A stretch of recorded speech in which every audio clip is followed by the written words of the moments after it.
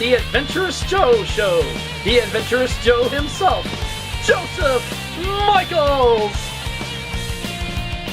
Welcome everyone to this week's Adventurous Joe Show. I am your host as always, the Adventurous Joe, and we just got back from the movie premiere of Avengers-Age of Ultron. I think I'm having hot flashes, and I'm not even a woman. Woo! Unreal, people! It was mind blown! Literally, it was good in every single way, and I'll tell you about that when it's time for the movie review, because we're going to be doing it on this week's episode. Also, to start things off, we got our comic book review of DC Universe versus the Masters of the Universe. We've also got our video game review of The Wolf Among Us. Oi! And then that one I will tell you about in just a few moments after we're done with the comic book review. As you already know, the movie review, we're going to be reviewing Avengers-Age of Ultron. Yes! It was so good. I gotta tell you about it. Worth the time and effort. I don't get where these other people have already that seen it last week and shit like that, beforehand and stuff, are sitting there bashing the hell out of it and saying how it's no good, how this is, so on and so forth. Okay? Let me leave that at that for now. We've also got our Director of the Week segment back with this week's Director of the Week, the man who started Star Wars, George Lucas himself. And we'll be talking about him in that week's segment. This week's segment. That week's segment. I'm so excited I can't help myself. Ran into some fans of mine at the movie theater. That's actually pretty cool. Especially when you get asked if you could sign an autograph for them. Alright! Okay, also, we've got our anime review of Those Who Hunt Elves. Oh my god, I just went blank here for a second. And last but not least, the part of the show, the Cosplayer of the Week segment. Now, let's get started with this little baby. Coming up next.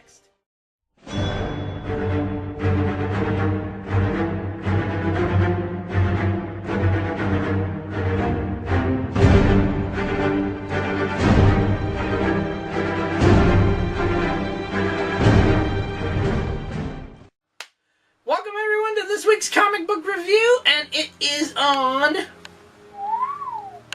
DC Universe versus the Masters of the Universe.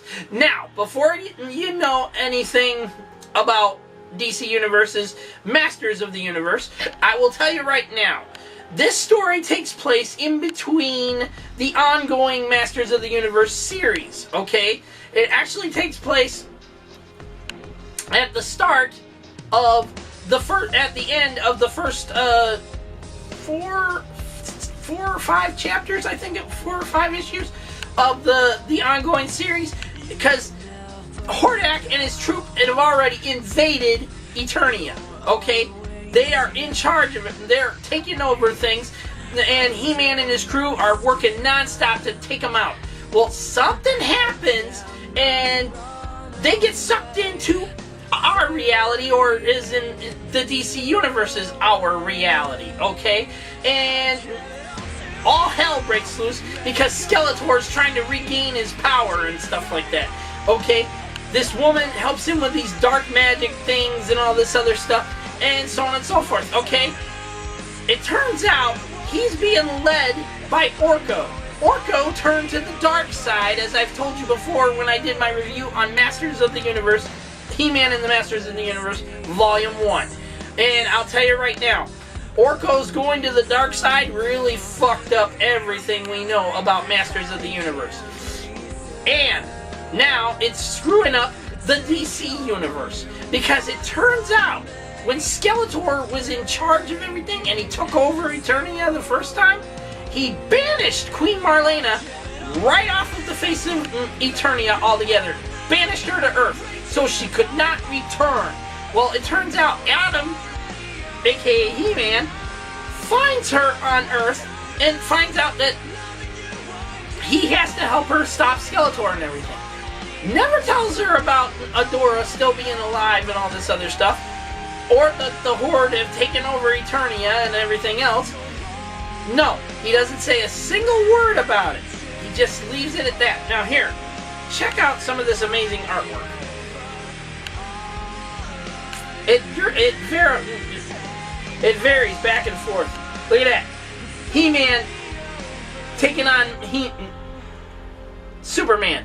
And look at that. The sword of power right through the chest of He-Man. Or Superman. He-Man's sword went right through Superman. Dude. Check this out.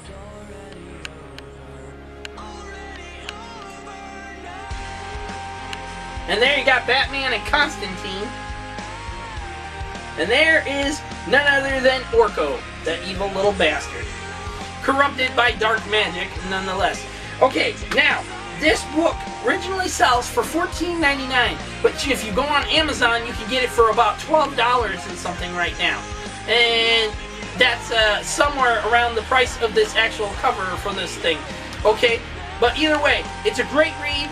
My final verdict is going to be an 8 out of 10. I really hated the part that Orko's evil and all this stuff.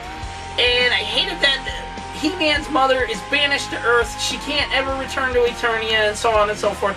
So it kind of fricks up the whole storyline of Masters of the Universe in general. Okay, however, the battles in it were spectacular. The artwork, very well done. Between issues, it varied between the light and the dark and so on and so forth. Okay? As the scenery changed, the color of the artwork changed and so on and so forth. Either way, badass seal of approval for it. Seriously, badass. And I will tell you right now, a high recommendation to check it out. If you've already read it, which you probably have, let us know your thoughts in that comment section down below. Let's discuss it, people. You want to know more? Check with the Adventurous Joe Show. We've always got updates on everything. Okay. Now, that's out of the way, we're going to move on to our video game review for this week, courtesy of Gamefly, and it's on The Wolf Among Us. Oi. Again with that. Sorry. Coming up next.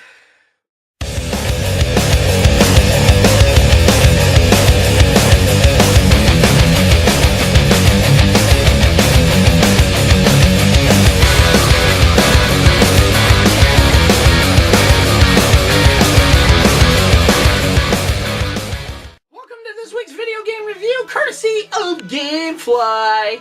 You want to get in on some epic gaming every month and not have to pay out big dollars for stupid games that you might end up hating the most and stuff, and dread that you wasted money on them? Go to Gamefly.com and check out everything they have in stock. There's 2 game plan to 4 game plan every month. You can have up to 4 games out at a time during a month, and that would be extraordinary for all of you that have never gotten to actually play certain games and couldn't afford certain games and so on and so forth. Now, if you're an Xbox One owner and stuff like that, that would work out well in your favor, considering that a lot of times you can't afford the gaming that comes out. Especially since you paid out a fortune for that damn machine. There you go. Okay. This week's video game review is based on DC Comics' story known as Fables, okay? It later got renamed The Wolf Among Us. Fables, The Wolf Among Us. And it's basically the same prospect of it. And once you see the gameplay footage we have, we'll and we tell you more about the game and stuff. It's basically the same thing. Telltale Games got put in charge of this little project, which we all know their stuff turns out to be crappy as hell. Either way, I'll tell you right now, The Wolf Among Us plays out like playing a living comic book. Just like it did with The Walking Dead, done by Telltale Games, and so on and so forth. And now Telltale Games will be doing Marvel stuff, so we're all looking forward to that one. But right now, let's turn you over to The Wolf Among Us gameplay footage and tell you more about this game. Alright people, welcome to The Wolf Among Us. This game is unbelievable. I'll tell you right now, the game itself just is stupid. I'm sorry to say it. It's stupid. It's a lot of talking, multiple choice questioning and stuff. And then there's the whole quick time events thing. There's no actual real action like in a fighting game or something kind like that. It's all quick time events. Hit this button. Keep hitting this button. To do a lunge, do a fighting stance, or some other stupid thing. But what'd you expect? It's Telltale Games in charge of this thing. Okay? The Wolf Among Us is based on DC Comics' Fables, and basically it's about how Big B, which we all know is the big bad wolf. Okay? In the real world, he is known as Big B, and he is sheriff of this little town that, made a sign and everything. or a city, or whatever you want to call it, where fables come into reality. Okay? We're talking strip clubs that have Ariel, the Little Mermaid, Cinderella, and so on and so forth, working as fucking strippers and hookers. What the hell? Yeah, it just goes crazier from there. Okay? Then you got, the Crooked Man they're all after and stuff. This guy that's known as the supposed main villain of the game and stuff. The Crooked Man. Okay? He grants fables all their wishes come true and so on and so forth. And I was just like, oh boy, are you kidding me? Are you fricking kidding me? Now this game is available through Xbox 360 to PC. Seriously, it's on Xbox One, PS4, Xbox 360, PS3, and the PC. Oi! However, unlike where you got it off of the Xbox Marketplace or the PlayStation Store, it's available not separated as episodes kind of thing, okay? Where you had to pay for each episode every week it comes out. Boom. Okay. Now, the Wolf Among Us gameplay is basically just watching a living comic book, okay? Everything is multiple choice, basic, whatever your actions are and stuff like that, okay? You choose what you're gonna say. You think whatever you choose is gonna react how it does in the game, and so on and so forth. Fighting sequences are pretty much quick time events. Like when he's fighting this guy in the pawn shop and he turns into his villainous form and shit, like a monster kind of thing. He lunges at him. Up, hit that A button. Up, hit this button so you couldn't punch him out, or pull your gun out with this button. I was like, are you kidding me? Waste of time, waste of effort, and bad because it was Telltale Games in charge of this thing. There's no real action to it. It's all basically a giant story, okay? With no real actions to it, okay? The QuickTime event shit is about it. So, let's move on to our final verdict, shall we? Okay. Final verdict on this game? I'm going with a 6 out of 10. Terrible.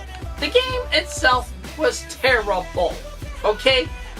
Telltale Games, I ask, I plead, I beg of you, don't do any more games. You are horrible at them. The graphics distorted in some ways and stuff, mainly because it's following like a living comic book, okay? But at the same time, disgusting, okay? You're a gamer, you should like the game you're playing. Not get disgusted by it because you can't skip a scene and so on and so forth. You can't skip this line of questioning, and if you ask the wrong question, it has bad, dire consequences in the story. Ugh! God, shoot me now.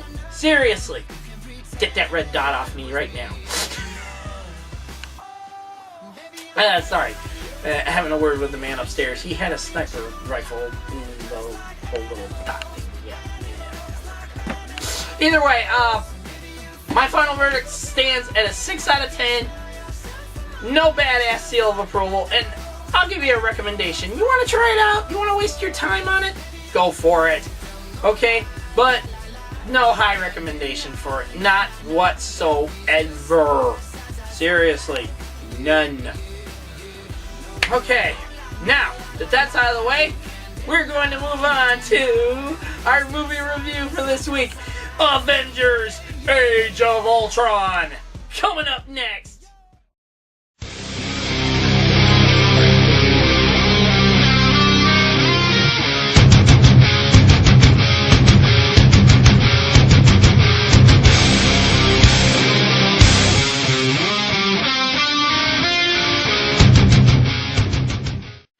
Welcome everyone to this week's movie review, and I gotta tell you right now, woo!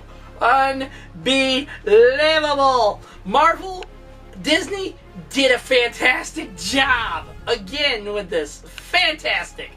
Avengers-Age of Ultron was non-stop action, adventure, the little bit of romance between Black Widow and the Hulk, and so on and so forth. Okay? Woo! I was excited. I was so excited. I was enjoying every moment of it. It had the right amount of humor, the right amount of action, the right amount of the romance, the family thing, finding out Clint has a family. Seriously. Hawkeye has a family, a wife, 2.5 kids. Seriously, he has his pregnant wife was introducing everyone. Black Widow already knew. Natasha Romanoff already knew. The kids were calling her Auntie Nat and so on and so forth. And I was just like, holy shit! The one thing that I was disappointed in was Quicksilver, okay? Getting him killed off was not in the cards, okay? But apparently in the Marvel Cinematic Universe, it's in the cards, okay? They had to kill Quicksilver off. Scarlet Witch, you know, became a good guy like she would be and stuff. Paul Bettany becoming Vision. Oh my god! It was so cool. It was so freaking awesome. And he could wield Thor's hammer! Jesus! He could wield Thor's hammer! Woo! I'll tell you right now, it blew me away! Loved every last second moment of it. It was boom, non-stop. Loved it. I loved how Maria Hill was interacting more and stuff. And I loved how Samuel L. Jackson came into the picture again and stuff. And got the helicarrier out of mothballs. Holy shit, that was so cool. The helicarrier was sitting there blasting away at these guys, at Ultron's little robot guys and shit. And Ultron, James Spader, bravo on that choice to make him Ultron. God help you, that was awesome. He was incredible. He had the right amount of wit, the right amount of, you know, where he kind of had tried to have a sense of humor. He was villainous to the end, okay? And I loved it. Every single moment of it, I loved it. The rest of the crew, oh my god, wow. Captain America, you know, the joke was on him on that one, okay? He says, when Tony says shit, he goes, language? And then after that, nobody would let him live it down, okay? He just wouldn't let him live it down. It just kept on going and going and going, okay? I like how Clint Barton is got a family hidden away from S.H.I.E.L.D. and the Avengers and all that other stuff. And she knows about what he does. And so on and so forth, okay? His children. He's got children. And he just had a third one, you know, and I was just like, wow! This is good! This is pretty damn good! And if you stayed during the ending credits, I'll tell you right now, if you stayed during the ending credits, people, Thanos appears! We saw him appear at the end of Avengers, the first one, Avengers-Age of Ultron. He really makes the appearance because this vault door opens, and I'm telling you right now, spoiler alert, if you have not seen the movie, skip it. Skip this part of the review right now because I will tell you right now, woo! Unbelievable. Vault door opens, and inside is the Infinity Gauntlet. The Infinity Gauntlet! And Thanos, played by Josh Brolin, picks up that freaking thing and says, well then, and puts it on and goes, I guess I'm gonna have to do it myself. And I'm like, oh my god! like he said, the events, like Tony says to Captain America, okay, at the end of the film, the ending point to the film and stuff, okay, he says to Thor and them that somebody's been playing us, okay? Someone's manipulated all this and putting the pieces together and so on and so forth. Now you know you're somebody, okay? And I'll tell you right now, things that happen in this movie are going to be what leads to Captain America Civil War, okay? How the Superhuman Registration Act is going to get enacted and all that other shit, okay? Whoa, whoa, whoa. Unbelievable. And right now, we're going to tell you our final verdict. It's going to be a 10 out of 10. Seriously, people. Badass seal of approval. Mega badass. 2 thumbs up. High recommendation you check it out for yourselves. I don't know where anybody that went and seen this film beforehand and stuff, when it premiered, the big Hollywood premiere in California last week and stuff like that, I don't know why people were bashing it. I don't know why people were sitting there saying, I'm disappointed in it. I'm disappointed in it. It was kind of horrible. I wanted to see Hawkeye die, not Quicksilver. God, shut up, those people. Seriously. Oh, unreal. This film was worth going to see. Even if you don't see it in 3D. I mean, really, in 3D, there's not anything big to it and stuff. Just like when Cap throws his shield, you can see kind of, that kind of 3D tech to it. And when Ultron is sending out his troop and all that shit, okay, and they're just charging at everything and stuff. Okay, there's really not that big of a difference in it, in 2D or 3D. Either way, it was fantastic. Marvel, Disney, kudos and bravo. Bravo on making Avengers-Age of Ultron a smash hit, people. Seriously.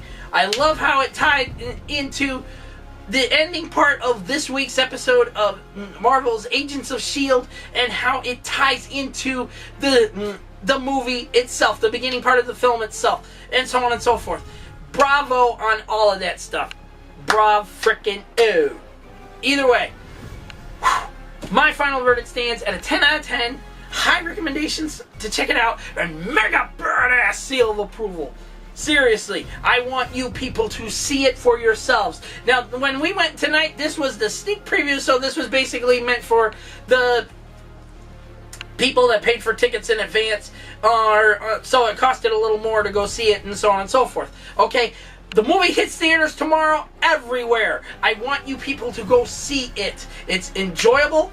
It has the right sense of humor, action, the wittiness between Ultron and Tony Stark, and so on and so forth. Okay, it's perfect in every single way. And the way Ultron created his army and the Avengers are just sitting there trying to fight him and wipe him out and shit like that.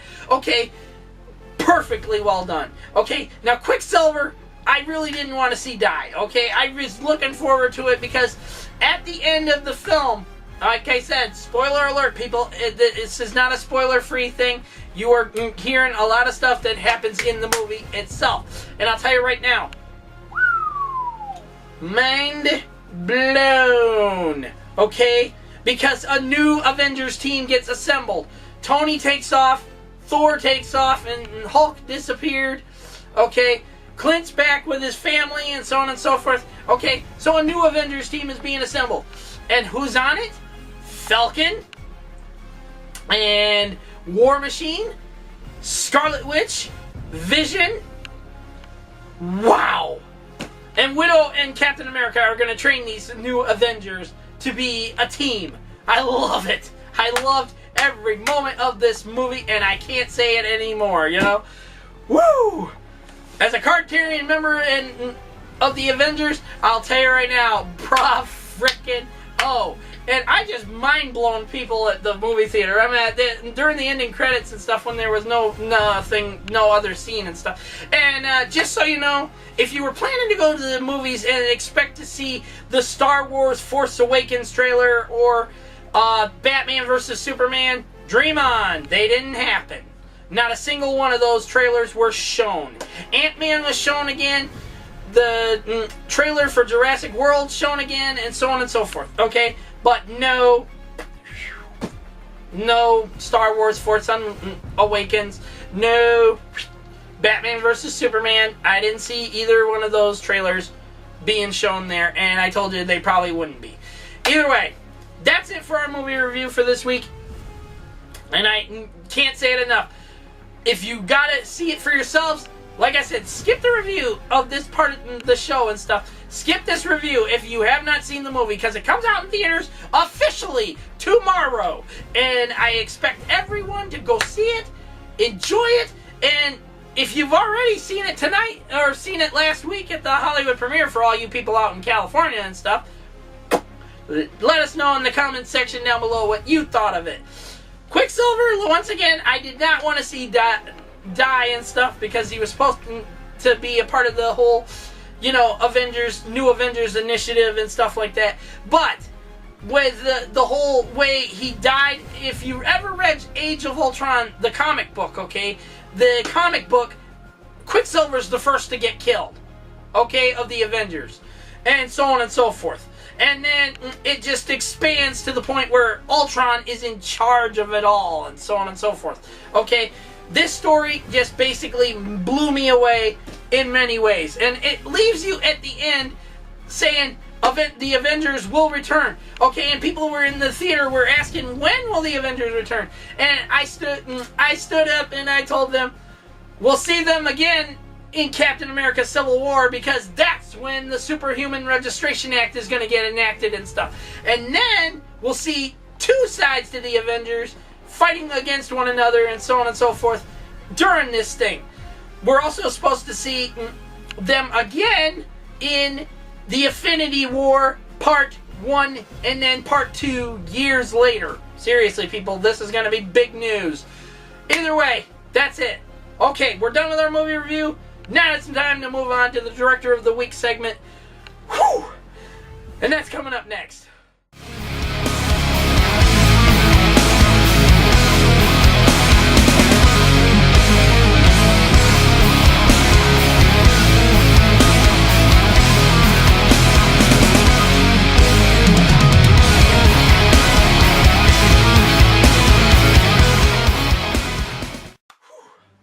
Welcome everyone to this week's Director of the Week segment, and it's on the man who started Star Wars, George Lucas himself. How you like them, people? Woo! Unbelievable. This man was just a college guy who did short little films and stuff like that, long before there was ever Star Wars, a twinkle in his eye, and so on and so forth. Okay? He went and made a film called American Graffiti. Okay? Now, it's not like you think it is about, like, it's all about spray paints and all that stuff. No, sir. American Graffiti was about young adolescents, Ron Howard and them, all trying to learn, you know, what, as they graduate high school, it's their last night, and so on and so forth. Okay? Before they all go away to college and do big and better things, and so on and so forth. Okay? It was a fantastic film for its time. And it introduced a young Harrison Ford. Seriously, long before he was Han Solo. He was this truck driving cowboy who, you know, liked to race people and get them to lose their vehicles and so on and so forth, or their money for that matter. It also featured a young Richard Dreyfuss and so on and so forth. Okay, it had an all-star cast like none other. Okay, but I'll tell you right now, after that, he created Star Wars. 1977, people, was when the first Star Wars came out, and unbelievable. For its time, George Lucas did a fantastic job with it, okay? Now, even though by time Return of the Jedi came out and stuff like that, his marriage had ended, okay? His marriage was coming to an end and stuff. He was trying to raise his kids on his own and so on and so forth. He did a fantastic job with all that he does, okay? Making Star Wars what it is now is what he did, okay? He built up an empire, called it Lucasfilm. Then he created LucasArts, and so on and so forth. I mean, my God, the guy was just all over the place. he became one of the most eligible bachelors as well. Seriously, people, there were people out there just going, you know, George Lucas is the most eligible bachelor right now and stuff. He's in the millions with all of his films being a box office success and so on and so forth. Okay, the guy never saw himself as this big godlike figure or anything like that. He always said, he's just a man, he's just a director, he's also a father, he's making films. Okay? He's making something people enjoy. He's bringing and telling a story, bringing it to life, to the big screen, and so people can enjoy it. His vision of everything. Okay? Now, in the first Star Wars, the first trilogy, the original trilogy came out and stuff in the 1970s to 1984 or 85, I believe it was.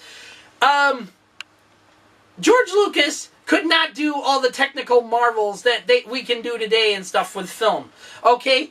There was a lot he wanted to do differently and stuff. Hence why in 1997, when the original trilogy came back out to theaters and stuff, boom! He went back and did the special edition, which brought in better scenes, bigger stuff that we could not see during the originals and so on and so forth. Okay?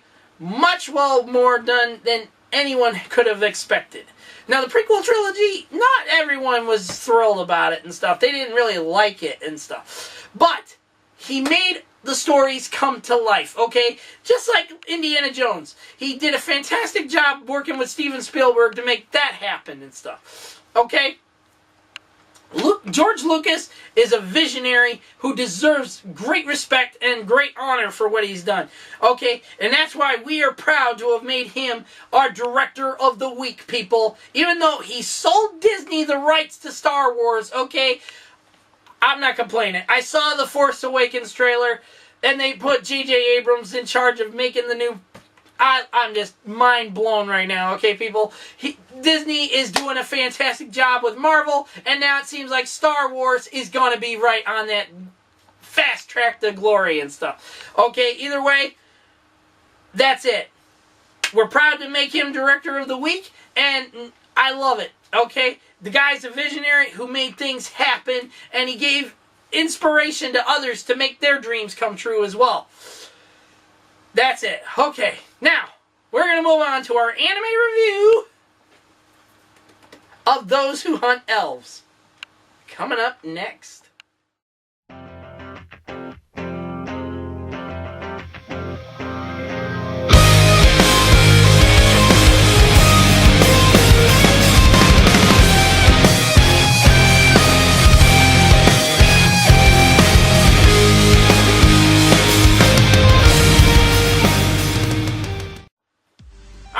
Welcome to this week's anime review, and it's on this one, Those Who Hunt Elves. Now, I'll tell you right now, the story for this thing, it's expanded between 2 seasons. Now, I'll tell you right now, the story for this thing deserves to have a 3rd season. It should have gotten a 3rd season, but it never did, okay?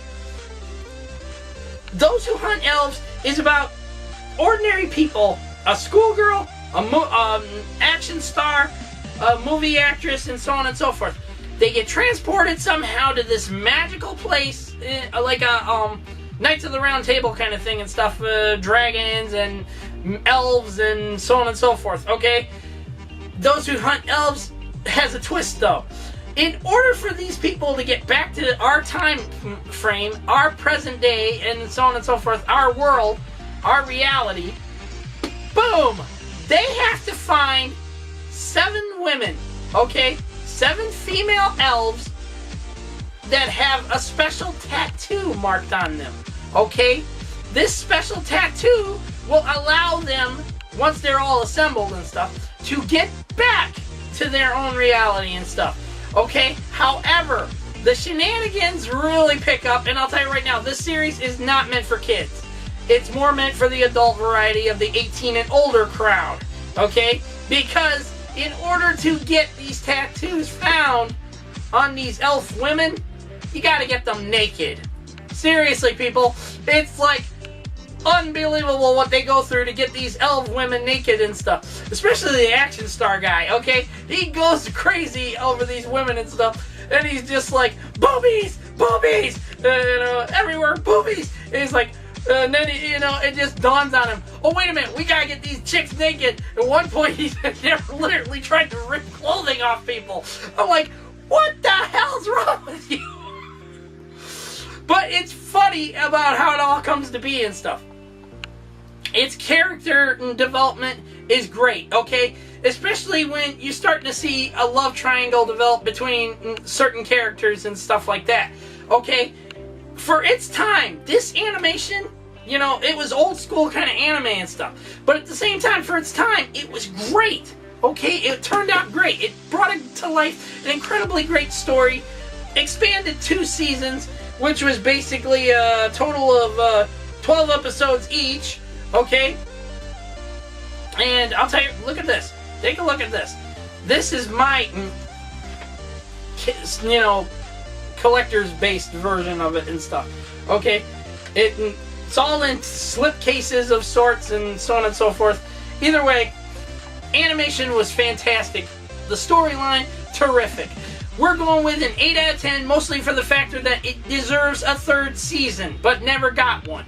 The story, the second season, the final episode, kind of leaves you hanging, because they never get back to the reality they were supposed to go to and stuff.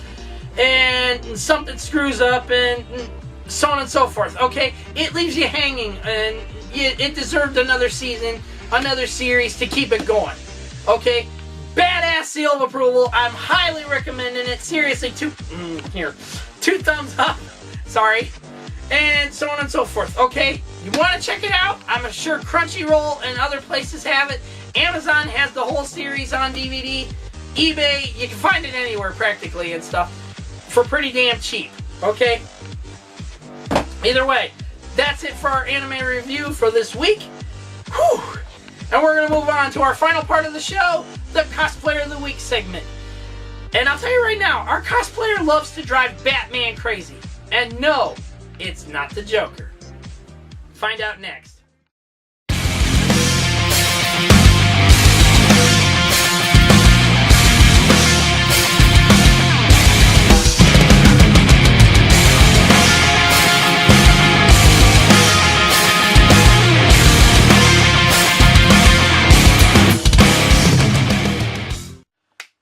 Alright people, it's time now for your Cosplayer of the Week, brought to you by NerdBlock and the Adventurous Joe Show. NerdBlock.com, where you can get all the nerdy goodness in every box every month, where they have, for the adults, classic Nerd Block, Horror Block, Arcade Block, and now the up-and-coming Comic Block. Love it, people. There's also Junior Blocks for both the little boys and girls. How you like that? You want to know more? Follow that link down below in the description to nerdblock.com and let them know the Adventurous Joe himself sent you. Okay, our Cosplayer of the Week has a knack for driving the bat crazy. Seriously, it's not Joker we're talking about either. Riddle me this, riddle me that. Who's afraid of that big black bat? Apparently not this guy. Pieced Together Cosplay is your Cosplayer of the Week for this week, and I'll tell you right now, his Riddler is non-stop awesome. Between Riddler in pajamas, or Riddler in his classic suit, and so on and so forth, or Riddler from the Batman animated series, okay?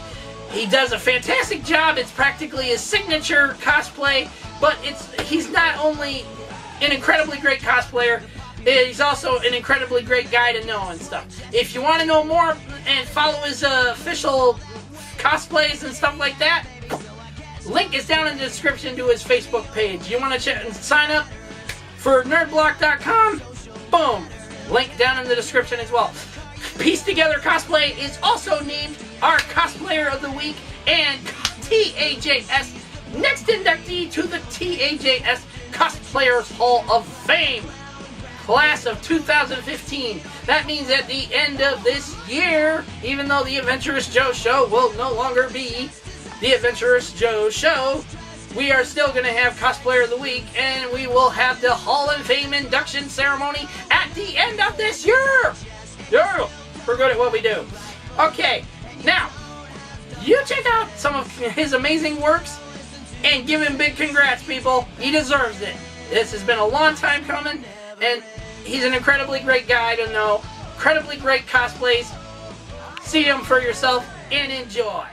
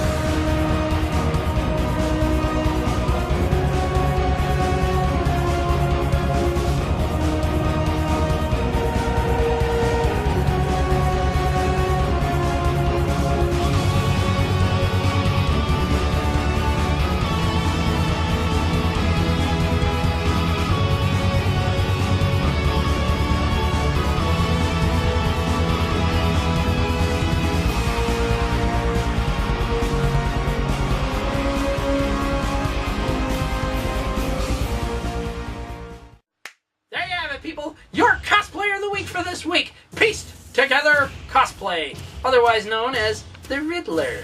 The guy's good at what he does, people. And he deserves it. He's also our next inductee to the T.A.J.S. Cosplayers Hall of Fame class of 2015, where he'll be joining the likes of Skylander Cosplay, McCube Cosplay and Modeling, Keldar, and Ellie Chu Cosplay! I can name them all off the top of my head if I can keep on going, but I feel like I got a brain rush coming on. Woo! Endorphin levels high! Either way, people, that's it for our show for this week. I have been your host, as always, the Adventurous Joe, Joseph Michaels. I say peace out, may the Force be with you, and may the power protect you all. And check out Avengers-Age of Ultron tomorrow in theaters everywhere! And enjoy! Have a safe and happy weekend, and once again, may the Force be with you. Later!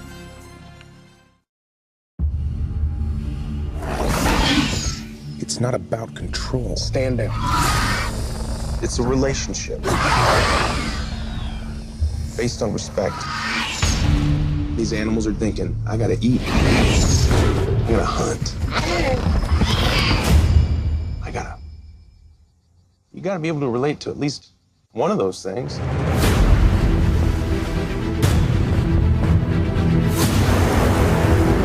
Every time we've unveiled a new attraction, attendance has spiked.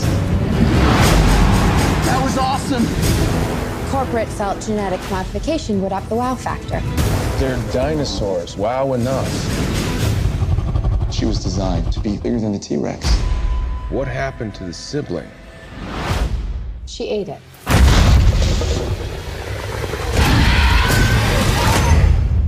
We have an asset out of containment.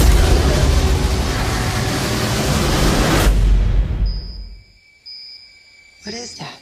Her tracking implant, she clawed it out. How would it know to do that? She remembered where they put it in.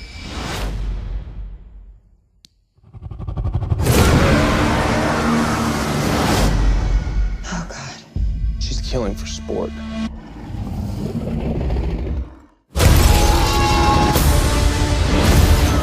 You got 20,000 people. You got no more boats. You don't have enough guns. If we do this my way.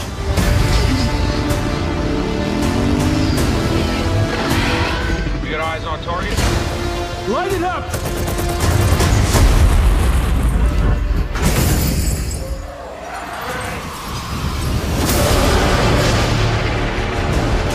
Something's wrong. They're communicating. We're talking about an animal here. A highly intelligent animal.